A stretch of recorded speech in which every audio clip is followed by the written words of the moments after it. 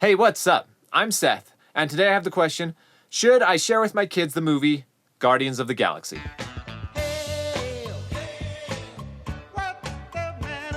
Okay, Guardians of the Galaxy came out in 2014. It's a movie that I didn't have any idea about. I didn't think would be any good. It looked kind of stupid, to be completely honest. I had never even heard about the comic books. I mean, it has a walking, talking tree, a talking raccoon for some reason, and then some other characters I didn't know anything about.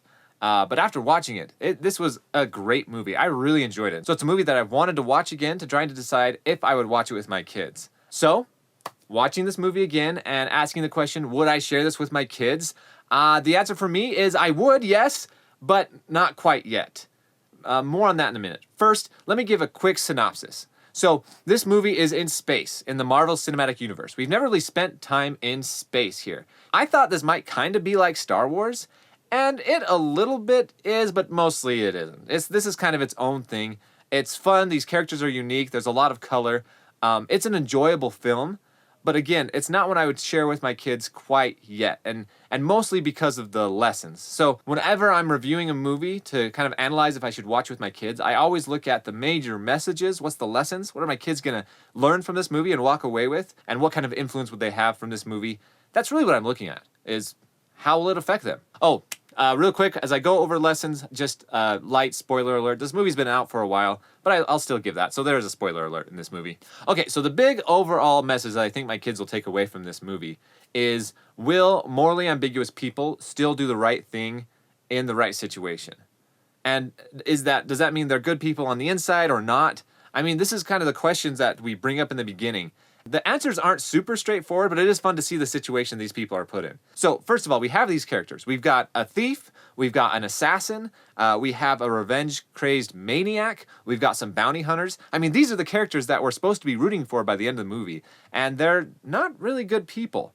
What's interesting about this movie is that it takes kind of these more adult characters, right? An assassin, I mean, she kills without remorse.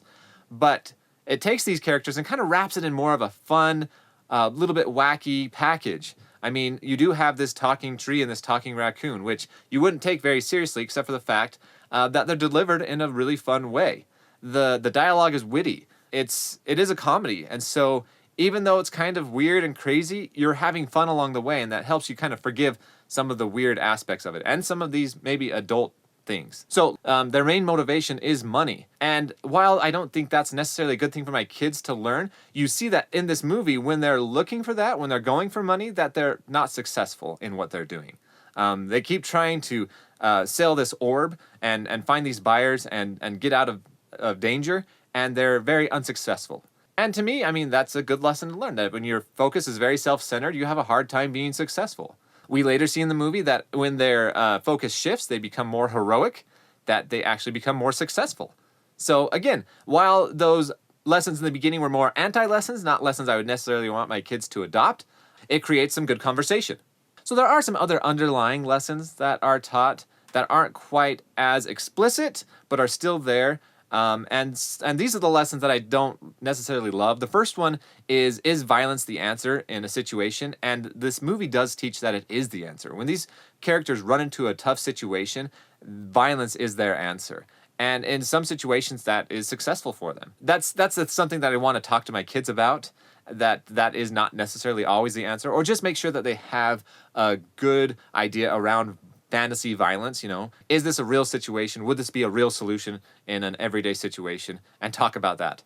Another message that is delivered a lot in this movie is a message of coercion. There's these relationships that these people have in this movie are pretty toxic throughout, and they're always trying to motivate each other through coercion, through threats, saying, if you don't do this, then I'm going to kill you later. I mean, they say that. That's straight up.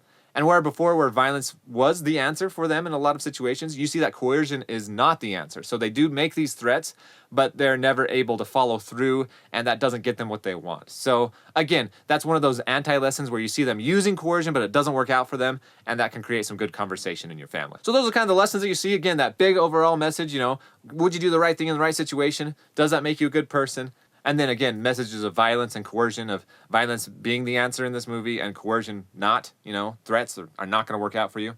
So this movie does have a PG-13 rating by the MPAA, which for me is usually not a great gauge. I do know that it's a subjective review by a review board, and I as a parent know my kids better, and I know what age would work well for them. However, in this situation, funny enough, I do think that a 13, 14-year-old age rating, at least for my kids, would be a little bit better. If I was going to give an arbitrary age rating, I would say, about 13, 14.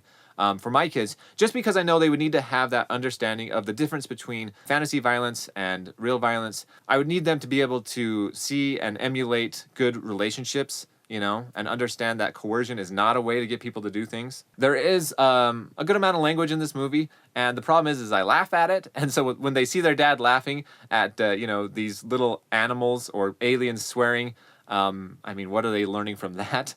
But it is funny and it's witty, and yeah, so you can judge me for that. Like I said, there is horrible examples of relationships, but again, maybe you can use that as a way to teach your kids a little bit. Say, hey, this is a horrible example, so don't follow that. And then the body count is very high in this movie. This is a pretty violent movie. I feel like the movies in the Marvel Cinematic Universe Phase 2 kind of got a lot more violent, and there is a lot of death. And again, violence is usually used as the answer in a lot of ways. So depending on your kid's understanding of violence, I would just be aware of that.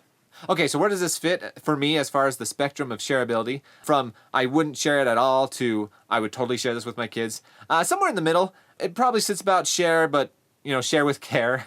Yeah, I know how it sounds. Actually, share with double care. I would take care to make sure that my kids are aware of what type of movie it is and what type of themes are in it, that it's not just a fun fantasy film, but that there are some adult themes. I would also take care to understand where my kids sit as far as understanding violence and fantasy and relationships and good practices in that before watching this movie. But when you do share it with your kids, some good questions that you could ask to kind of help them have a better understanding is ask them, when were they successful and when were they not successful and why?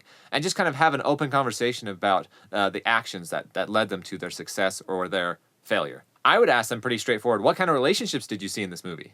And then were those good examples or bad examples? And then the same thing with the violence. I would ask them, what did they learn about violence in this movie? And then have an open dialogue about that.